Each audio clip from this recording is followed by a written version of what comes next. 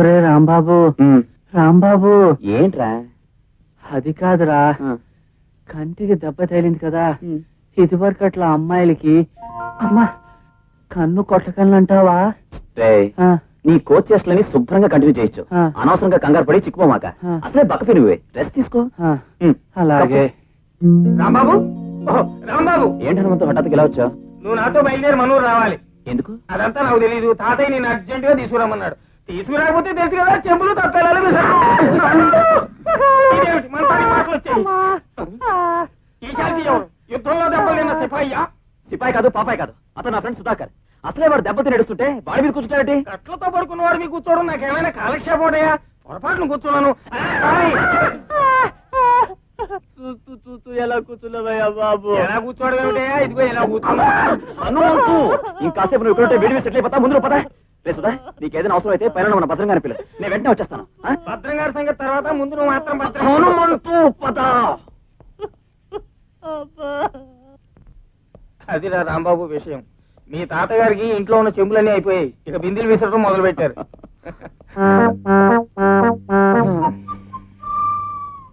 హనుమంతు, ఎవరు వీళ్ళు? ఆ లావుపాటి లంకిని ఈ ఇంట్లో 1000 వోల్ట్స్ బల్బ్ లా వెలిగిపోవాలని వచ్చింది. ఈ సోఫాలో ఉన్న వానపాము ఈ ఇంట్లో ట్యూబ్ లైట్ లా వెలిగిపోవాలని వచ్చింది. సరిగ్గా చెప్పు హనుమంతు, ఎవరు వీళ్ళు? ఎవరంటావేంటి అల్లుడు? వీళ్ళిద్దరూ నీకు వరసైన వాళ్ళే, ఏ మా కూతుళ్ళే.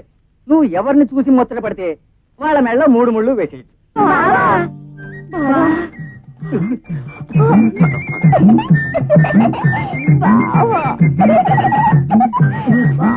ఇదాలేడు వరుస.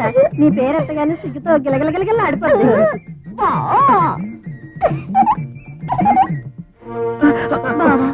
నీ ప్రేమ భిక్ష నోచుకోలేని నా జీవితం వ్యర్థం. నీ పాదాల దగ్గర నాకింత చోటివు బావా. ఈ దీనురాలు కావాలంటే కన్నీళ్లతో నీ కాళ్ళు కడుగుతుంది. కాస్తంత చోటివు బావా.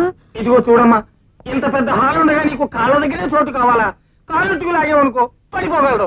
మరేం లేదు అల్లుడు, అమ్మాయి సాహిత్యం బాగా చదువుకుంది, అంచేత అలా ప్రొసీడ్ అవుతోంది. హనుమంతు, నాకంత గందరగోళంగా ఉంది. నేను అర్జెంటుగా తాతయ్యని చూడాలి. చెంబు, అదిగో తాతయ్య గారు పిలుస్తున్నారు. నువ్వు వెళ్ళు. ఇదిగో హనుమంతు, క్షమించండి, అర్జెంటు. ఏమిటి తాతయ్య?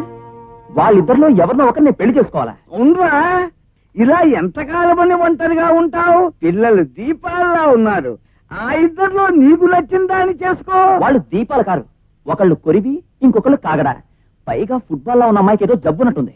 నన్ను చూసి మలేరియా పేషెంట్ లా మెలికి తిరిగిపోతుంది. జబ్బు కాదలుడు, నువ్వంటే దానికి సచ్చేటంత ప్రేమ. అందుకనే నువ్వంటే సిగ్గుతో గిలగిలగిల ఆడిపోతుంది. తాతయ్య గారు, ఇంతకీ పెద్దదాన్ని చేసుకుంటానన్నాడా చిన్నదాన్ని చేసుకుంటానడా? మరి ఇంకా ఏమీ చేస్తందే.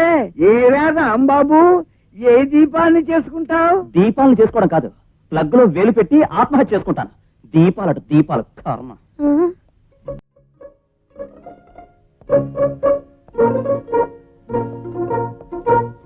ఎక్కడికి?